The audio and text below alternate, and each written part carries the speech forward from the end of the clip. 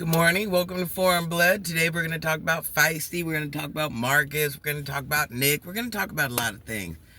So as we know, Feisty says she was pregnant and now she's no longer pregnant. And Marcus is like, hey, why don't you get on some form of birth, Control, right?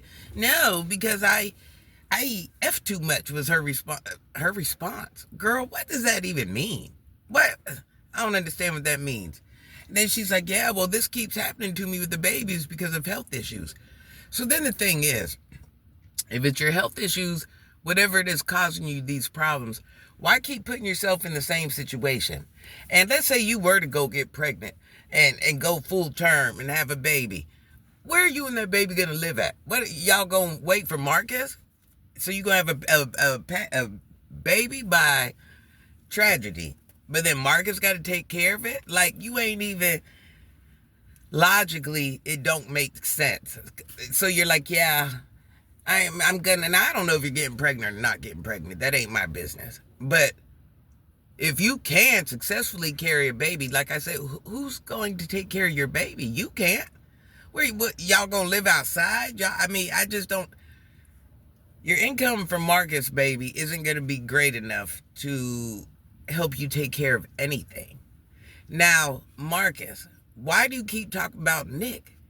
You laid up with Feisty. So why are you trying to make Nick look like some type of guy when you're a whole lot worse? That's what I don't understand. You're a whole lot worse, and who you pick and choose. You chose her too. You chose everybody. You like the interviewees. So the fact you sit here and take your time to point out Nick and all this other stuff, what is Nick doing that you haven't done? You've done a whole lot. Let's be real. You've done a whole lot with these interviewees. A lot. You've had no discretion. You don't pick. You choose them all. So it's not like you're even selective with who you lay up with, when you lay up with them. So it's kind of like you're trying to play the game like, who's the better man? Who's the better man compared to, what are we comparing it to? Now, tragedy, let me tell you something. Freeloader, son, you are a freeloader. You're living off of Feisty. You're living off of hoots. You're living off of Feisty. Ain't no way as a man you feel good about a woman taking care of you. And her situation taking care of you. Just at one point. Bro, put your big boy drawers on. I'm telling you. Feisty gonna find a man. See, we all know you using Feisty. And whatever happened, happened. And yeah, I'm sure you like her a little bit. But the thing is, let's say she were to run across a man that could take care of her, qualified to love her, qualified to do this, and he got a job, bro, you're out of there. You're out of there. I'm sure she's sick of feeding you. What it is, she needs a companion while she's outside. You're her unhoused companion. You're not really who she wants. Feisty, you don't even care about yourself. I'm going to say this, Feisty. You ain't even worried about your own children, so you can't expect me to think that you're 100% devoted to anybody. And I'm not saying this in a bad way. And the fact that you're running around putting yourself in a situation to have more children, I don't know if you can have them, can't have them, that ain't my business. It's your lie, your story, your whatever. Seeing how you ain't got the children you even have and you ain't even trying to get back in their life, that's kind of like, how dare you?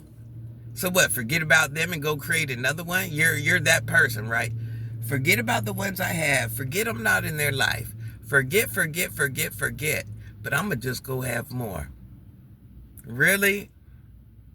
That's selfish in its own right. And I'm sure them children, if that time were to ever come and you wouldn't have had another child, them children go ask the same thing. I see this all the time. And them children always ask, like, Mom, what about me? What about us? Oh, you wouldn't have had another one and you weren't even there for us? So it's kind of like, you're going to get the respect in life that you deserve. That's all of us. And we see now that, your quality of respect is going to be 0 to none, and that's sad. But it also happens to a lot of people. You wouldn't be the first. But for you to be so carefree and not care about your own. Your young ones ain't even old enough to even give you that much heartache yet.